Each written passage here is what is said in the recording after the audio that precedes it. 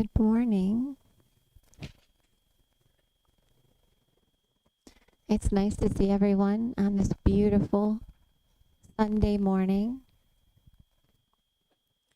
So today we will practice together this beautiful summer day with sitting meditation and chanting. And we will listen to a Dharma talk by Reverend YeoWon. And then also we will practice our bowing. So if everyone could stand.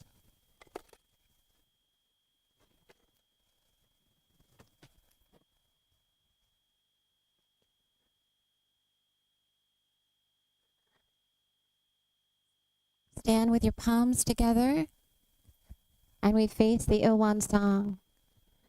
So the YeoWon song is the one circle image that represents our true nature. So take a moment to just reflect on this for a moment. This image represents our practice, and it also represents that we are perfect and complete, utterly impartial and selfless. So we bow to the four graces. We're just going to do a standing bow. I bow in gratitude to the grace of heaven and earth, honoring the infinite beneficence and nature of the universe.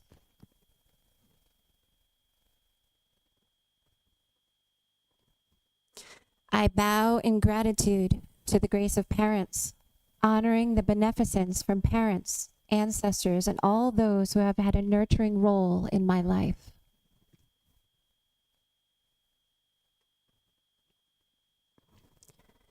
I bow in gratitude to the grace of fellow beings, recognizing the truth of interconnectedness.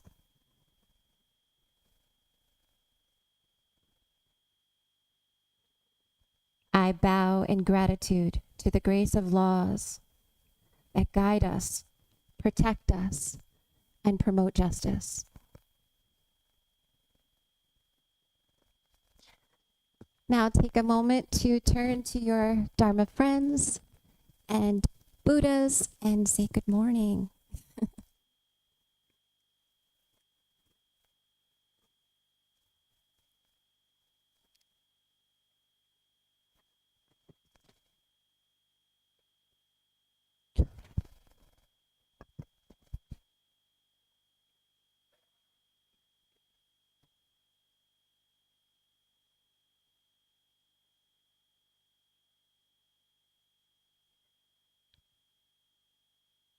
Allow yourself to get comfortable in your seat.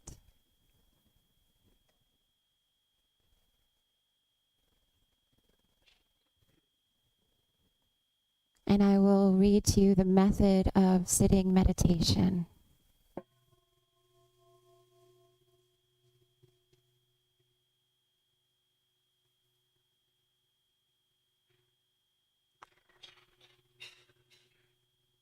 Open up your chest and heart. Take in a deep breath and let it out slowly.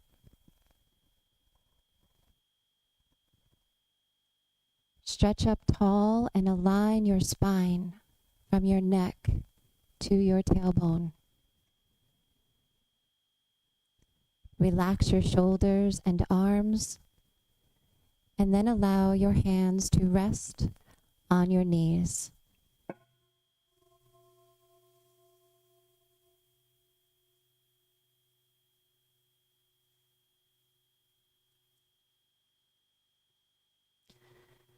Bring your attention to your breath. As you exhale, release all mental and physical tension. Invite your attention to abide in your chi energy field, which is called the Danjin. And this is located 2 inches below your navel and is the power center for your breathing.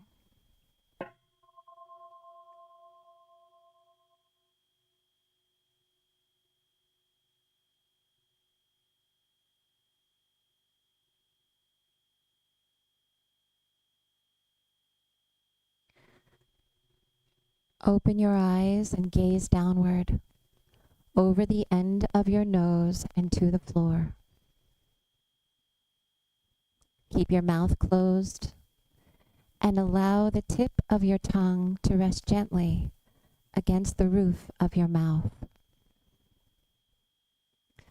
When your mind is concentrated and calm, pure and clear saliva may gather in the mouth. You may swallow it.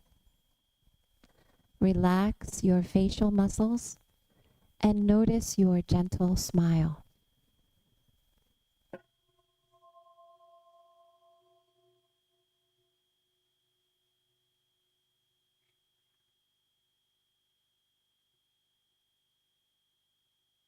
If you experience a itching sensation on the face or on the body, do not scratch.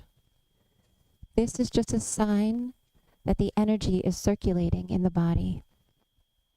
Simply notice the itching and let it pass. If your legs ache unbearably, you may change positions very slowly and quietly, so you maintain a calm stillness and do not interrupt others.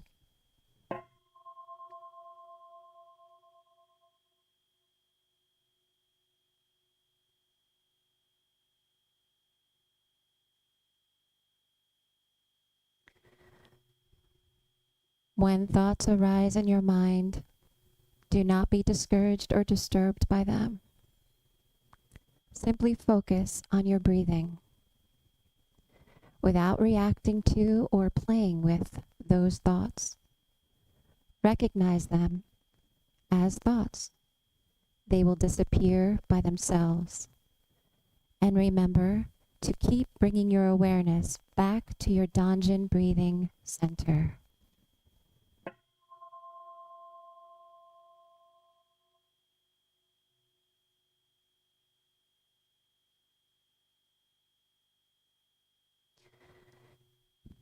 If you continue practicing meditation for a long period of time, you will rest in the realm of samadhi, which is deep meditation, where the mind is calm, concentrated, perfectly focused, and at peace, with no distinction between self and others, time and place.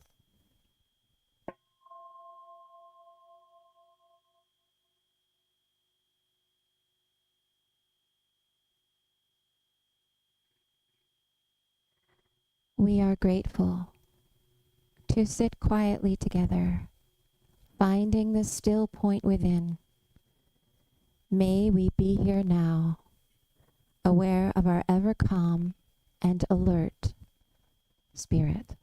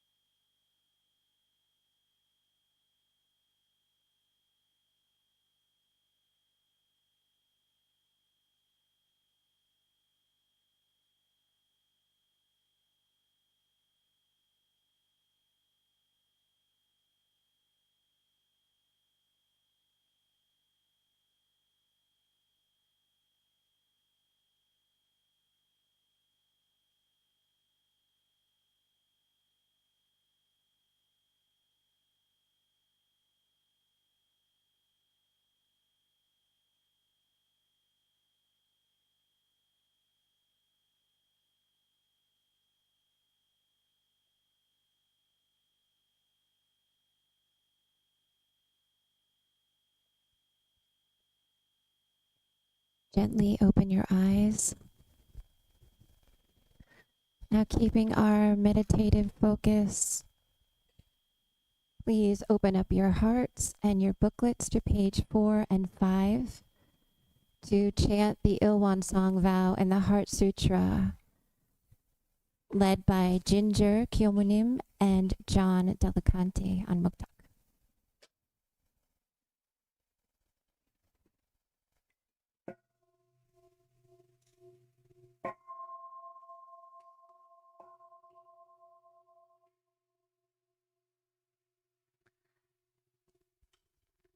YeoWon song vow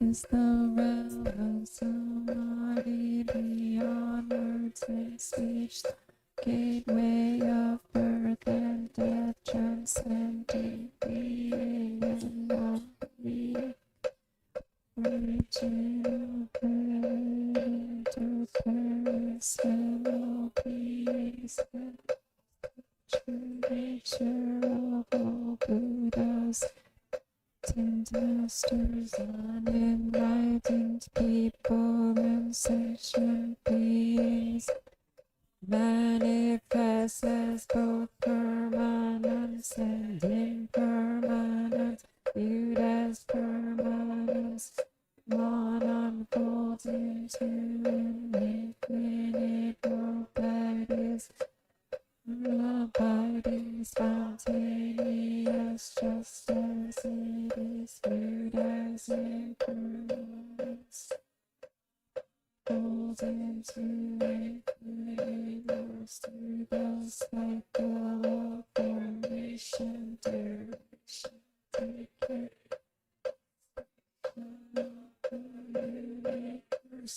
the birth, aging, illness, death of all beings, according to use our minds and bodies in the 4 forms of birth, transform through the 6 realms of existence. No regressing with grace, or rising from harm or harm from grace. We unawakened beings that to practice wholeheartedly, moderate selves after impulse of the Dharma Kaya Buddha. In our minds and bodies deeply knowing human affairs and universal principles thoroughly, using our minds and bodies skillfully, thus progressing, then regressing and receiving grace rather than harm. Great empowerment of come one with the nature of YeoWon. Heart Sutra Sarpa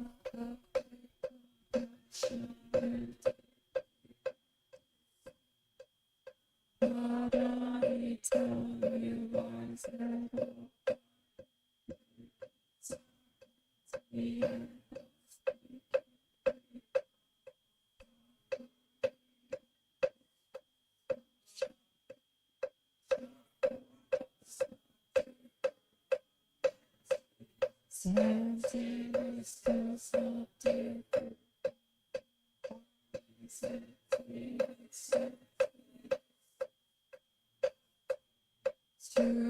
sensations, perceptions, impulses, and consciousness.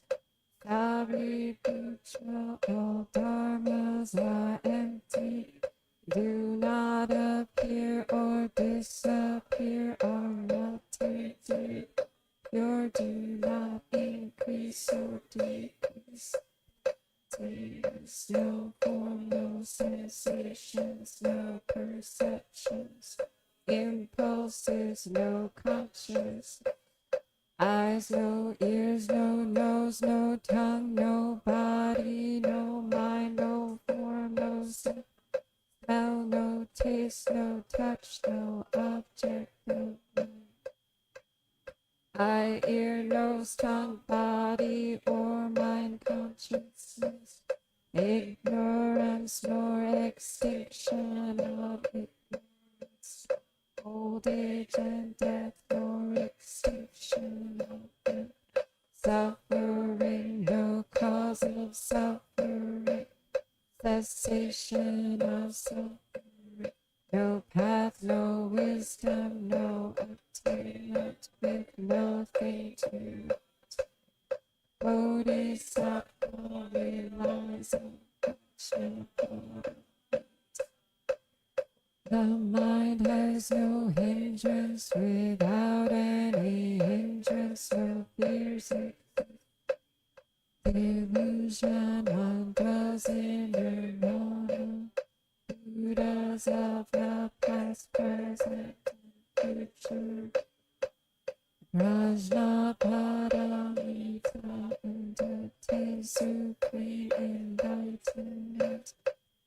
Know that Prajnaparamita is the great mantra, is the great enlightening mantra. The unsurpassed and unequaled mantra, which is able to eliminate suffering. This is true, not false, so proclaim the Prajnaparamita mantra, which says, gone beyond, far beyond, now awaken, Gate Gate Parasamgate Bodhisattva, Gate Gate Paragate Parasamgate Bodhisattva, Gate Gate Paragate Parasamgate Bodhisattva.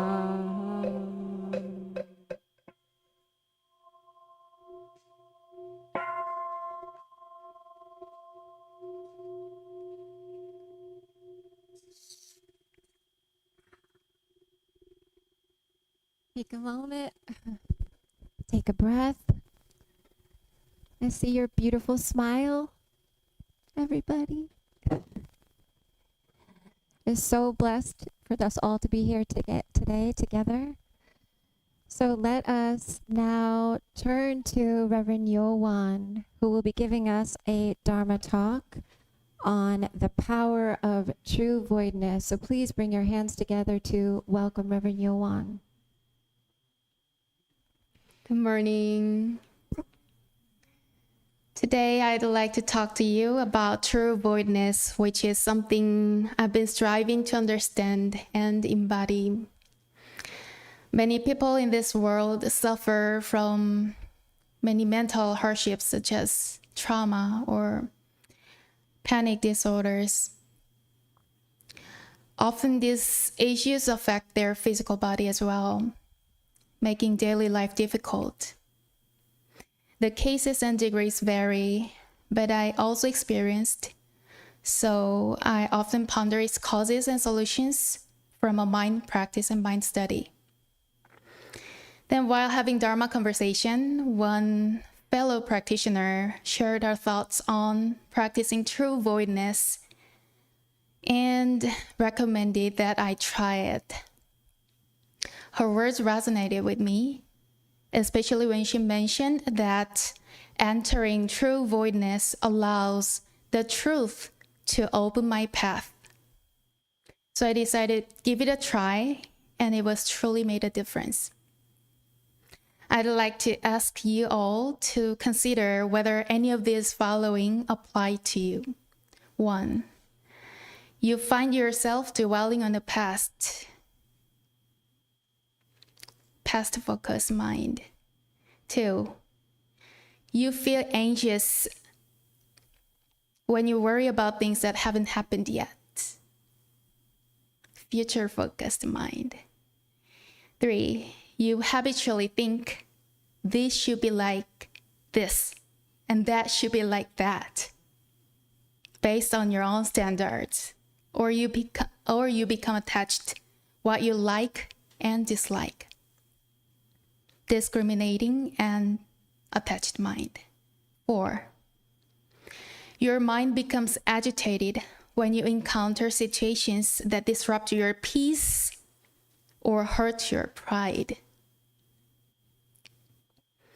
5, the worst part is that you believe these 4 types of thoughts and feelings are wrong and try to suppress them, which only makes you feel more oppressed and constrained.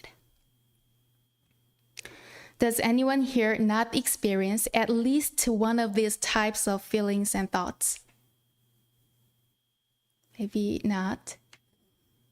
And what happens when we live with them?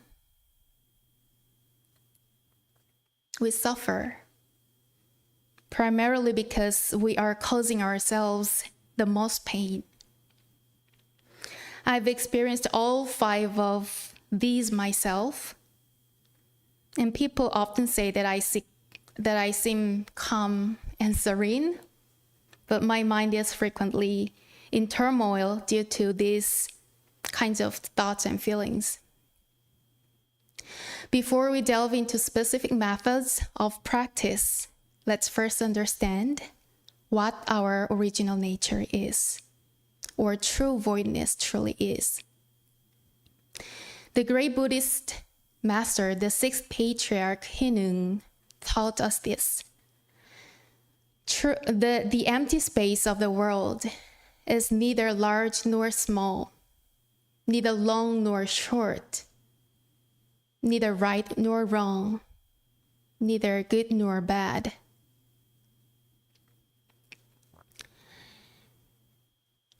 And yet it encompasses all things.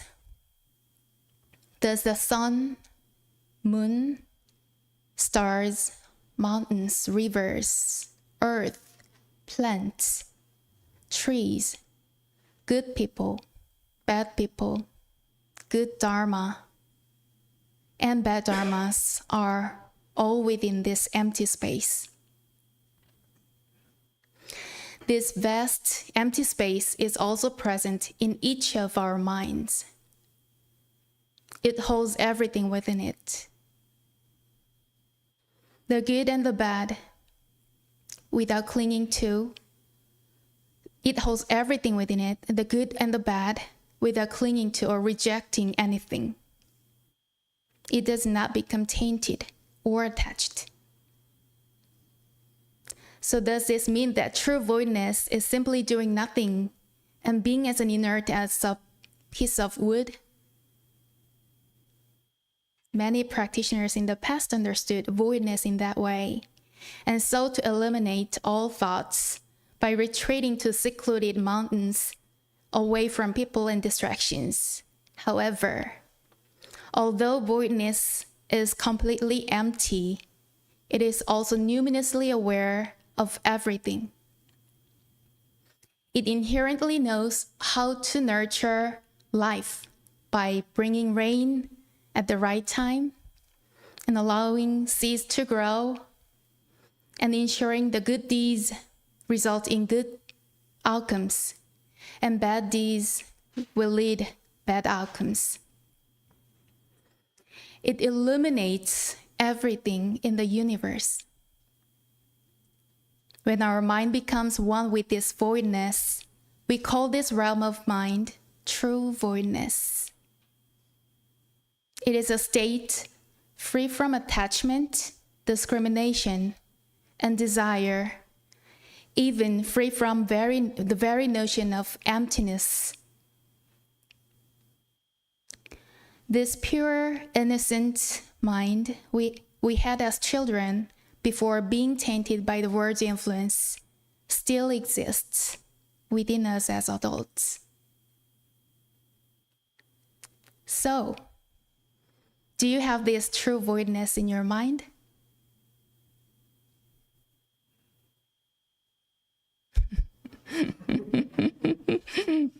that realm, before a single thought arises, the realm of true voidness is certainly present within all of us.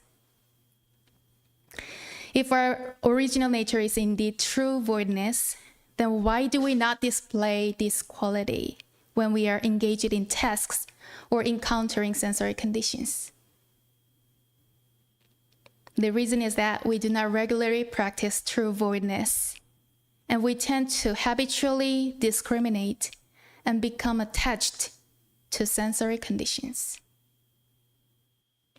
It arises because within our minds, there is a strong attachment to specific things and the fundamental conception of self that leads to distinction and separations. Recently, I experienced a moment when my mind was clearly not in true voidness. My family in Korea sent me a package with things I needed and thoughtful gifts. I was so eager for its arrival that every morning when I woke up, I couldn't wait to receive the delivery. Finally, the scheduled delivery day arrived.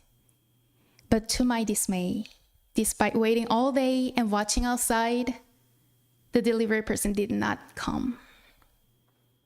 Instead, the website showed a notification saying the delivery could not be made because the recipient was not available. This was clearly a lie.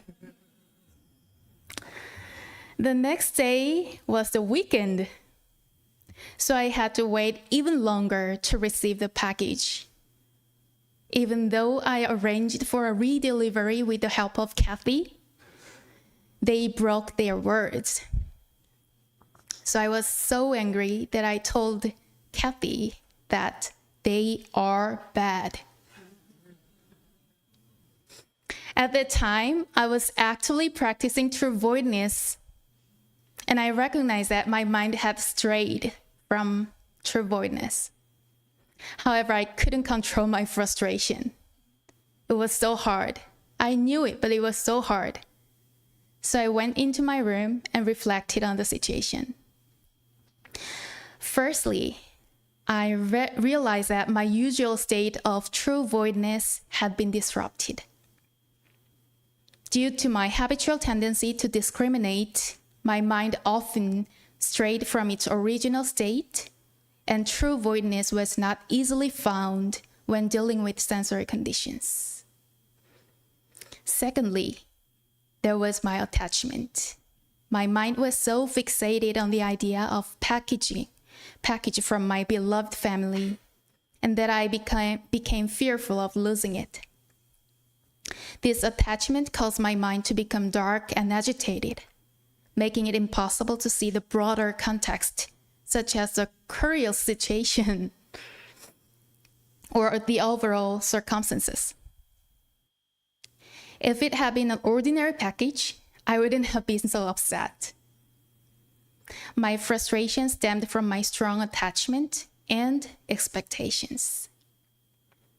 Upon reflecting on my mind, the thought of letting go of attachment arose, and this brought a sense of calm. This shift in perspective helped me appreciate the difficulties faced by the courier in reaching this remote area within their tight operating hours. I then planned to pick up the package myself on my day off, and I felt gratitude toward the person who handed me the package when I went there. While it took some time for me to return to the state of true voidness in that situation, our practice's goal is to achieve true voidness precisely at the moment of encountering sensory conditions. Ultimately, it's about maintaining true voidness consistently, whether sensory conditions are present or not. The power of true voidness is truly remarkable. True voidness has the power to transform ourselves, to change others, and even to influence the world. When we experience difficulties in our relationships, we often have the desire for the other person to change, thinking, I wish this person would change like that. But what usually happens, our anger only intensifies and the other person remains unchanged. However, when our mind merges with true voidness, our sense of self is emptied, allowing us to align with the truth. This alignment enables us to achieve the best possible outcomes, naturally leading to changes in others and in the world. In Christianity, this is referred to as the will of God, while in Won Buddhism, it is described as the power of the Dharmakaya Buddha fourfold grace. When our greed, hatred, delusion, selfish mind, and distracting thoughts are all emptied and we enter true voidness, we gain such transformative power. Cardinal Master, the fourth head Dharma Master of Won Buddhism, Master Chazan, referred to true voidness as a windless zone. Windless zone. I think this is a beautiful description. No matter how fierce the storm or extreme the cold or heat, it cannot penetrate this space. Master Chazan said that if we can develop the ability to enter true voidness as easily as we walk in and out of our own home or stay in our bedroom, we can find relief, and all our afflictions will gradually melt away like ice.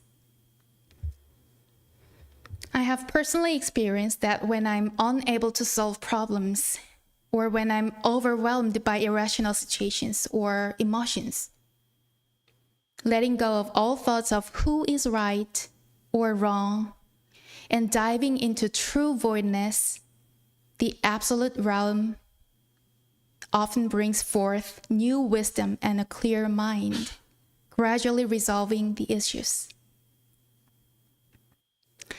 Just as clothes become clean after being soaked and washed with detergent, true voidness purifies and clarifies our mind, similar to how tide cleans laundry. So how can we train ourselves to harness the great power of true voidness? Do you have your own methods or tips to enter true voidness? Tell me. Danjan breathing? Or holding breath? Or imagination? In fact, all teachings in our scriptures are to cultivate true voidness. But today, I'd like to share a few practices based on the teachings of the masters, Won Buddhist masters, that I put into practice. The first approach to cultivating true voidness is to avoid being affected by or attached to sensory conditions, forms, sounds, smells, tastes, sensations, and mental states. We often become attached to these sensory conditions. For example, if someone speaks harshly to us, sound, we might be attached to that sound, causing our mind to become disturbed and leading to a rise in discrimination against that person. This way, our mind deviates from true voidness and suffers under the influence of habitual patterns. Think of it like watching over a child. You allow the child to play freely and don't keep them tightly restrained, but stay aware of their activities to ensure they don't wander into danger. If the child starts heading towards a dangerous place, you'll quickly intervene to bring them back. Similarly, you must watch your own mind and promptly notice when it starts to stray from true voidness due to external or internal influences, and then guide it back to true voidness. By consistently checking whether your mind is in true voidness or not, you can maintain this state even in the presence of sensory conditions. This practice enables you to remain unaffected by forms, sounds, smells, tastes, sensations, and mental states, keeping your mind clear and stable. Continue this practice until your mind is naturally unmoving like a great mountain in the face of myriad sensory conditions, and remains pure and unsullied like empty space internally. Let me tell you how I actually did this. I used to set my own standards, and if someone didn't meet them, I would feel dissatisfied with them. As a result, I would automatically reject and push that person away in my mind, making it difficult to try to understand them. However, as I continued practicing this checking mind, I developed the habit of checking myself whenever my mind started to push someone away, almost like having internal checkpoints. By doing this, I was able to pull my mind back in. This allowed me to see the other person's perspective, understand the reasons behind their actions, and also become aware of my own mind too. In that moment, it felt as though I, who had been thoroughly separate from others, become one with them. The second practice is to perform every task with single-mindedness and a Buddha offering. I found that whenever I approach my task with even a trace of self-interest, it becomes incredibly draining. Sometimes my mind becomes noisy with various judgments and thoughts. However, I've experienced that when I fully dedicate myself to each task with the sincere intention to benefit others, I discovered that I can draw on strength I didn't know I had. I found that being mindful in all matters with one mind, knowledge, and implementation, the power of single-minded cultivation gathers and becomes true voidness. One mind, knowledge, and implementation. Relativity disappears, and my six sense organs function soundly. Even practicing this for just one day changes my mind and the surrounding atmosphere. So whether I'm doing housekeeping work or handling office tasks, I strive to approach everything with a selfless and single-minded focus. Particularly, the moment we need to be most single-mindedness is during Dharma services. When we attend our service with complete focus and without discrimination, the combined power of effort we put into our preparation and the strength of our true voidness help us solve the problems we face and maintain our true voidness amidst various sensory conditions in our daily lives. Lastly, practicing without leaving any trace of having maintained true voidness. Through my practice, I discovered a peculiar phenomenon. Whenever I thought I have maintained true voidness, or I've used my mind so well, I felt that my previous effort in practice would crumble. Additionally, this approach can lead to a sense of I'm practicing the Dharma, which in turn creates judgments about those who seem not to be practicing very well. True voidness involves maintaining a state of emptiness without any trace of that concept in mind. If we think we are doing something challenging and are practicing with single-mindedness, such thoughts themselves hinder the achievement of true single-mindedness. True voidness means practicing without clinging to such thoughts. I once gave a talk on the koan, on the winding road up Pyeonsan. A rock sits listening to the sound of a stream. Nothing, nothing, but no nothing either. Not, but not either. How can a rock listen to the sound of a stream? When your mind is overwhelmed and you face complex problems with no apparent solution, feeling anxious, fearful, or depressed, try to become like a rock that listens to the stream. Let go of all thoughts and dive fully into true voidness. Find that realm within your mind, where there is nothing, yet not even the absence of nothing. In this state, you will no longer feel anxious, fearful, or uncertain about the future. Instead, you will realize that you are not alone. Just as the void encompasses all things in the universe, you will be united with the universe. I wanted to share this personal hope with all of you. Thank you.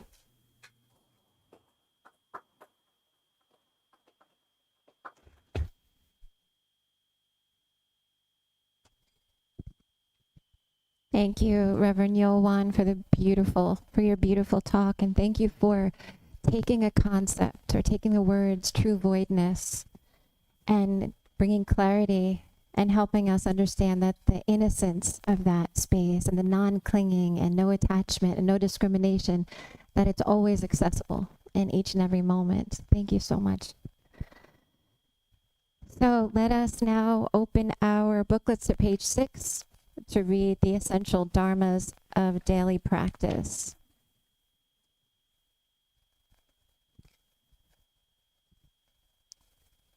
Number 1, the mind is originally free from disturbance, but disturbances arise in response to sensory conditions. Let us restore the equanimity of our true nature by letting go of disturbances. 2, the mind is originally free from delusion, but delusions arise in response to sensory conditions. Let us restore the wisdom of our true nature by letting go of delusions. 3, the mind is originally free from wrongdoing, but wrongdoings arise in response to sensory conditions. Let us restore the precepts of our true nature by letting go of wrongdoings. 4, let us replace disbelief, greed, laziness, and ignorance with belief, zeal, questioning, and dedication. 5, let us turn resentment into gratitude. 6, let us turn dependency into self-reliance. 7, let us turn reluctance to learn into willingness to learn well. 8, let us turn reluctance to teach into willingness to teach well. 9, let us turn lack of public spirit into eagerness to serve the good of all. So I have a few announcements. There is an upcoming retreat, Labor Day weekend retreat, on embracing change. And that starts August 30th, which is a Friday, till September 2nd, Monday. and that is led by Reverend Yu, along with guest teacher Reverend Doyon from the Manhattan Won Temple. And we also have a Won Dharma Center Kyohadan meeting next week, so next Sunday, July 28th at 11:20, following service. And that is, if you have a Dharma name, please, you're welcome to come and join. And then we have one more announcement by John Delicate will give us. Hi, one way to express gratitude for the Sangha is to donate money. So it's self-supporting here. So they would appreciate that. And you could also find a way to volunteer and donate your time. So thank you very much. Thank you.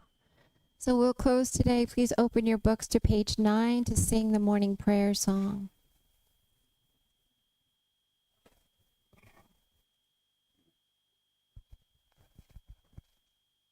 Page 9. Dharma Kaya Buddha fourfold grace. I begin a new day in your presence. Today full of health and with peace of mind. May I walk along the path of the Buddha. Dharmakaya Buddha, fourfold grace. I begin a new day with your grace. Today gratefully and with gentle words, may I live in harmony with all those I meet. Dharmakaya Buddha, fourfold grace. I begin a new day with compassion. Today making the world a more loving place. May I do all that I can for one world. Thank you for your practice. Have a lovely day and see you next week, or see you Wednesday.